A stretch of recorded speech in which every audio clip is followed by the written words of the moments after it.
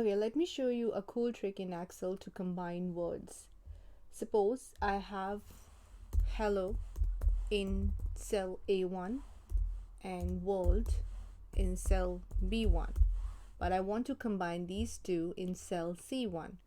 So the one method to do it is use the equal sign and then use the word concatenate.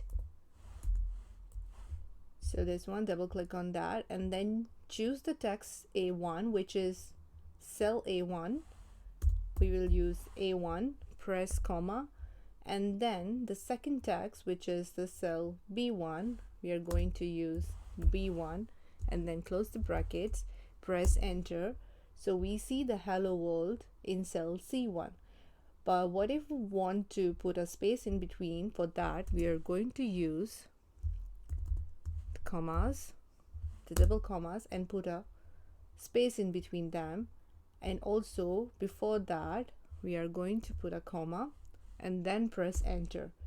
So you can see there's a gap in between the hello and the world. Now if you type anything below the cell and move it, then in order to move the contents of cell C1 to cell C2, we are going to drag it down and Hi Google will shows up in the next cell. So this is one way of doing this. Another way of performing the same function is by using the AND feature.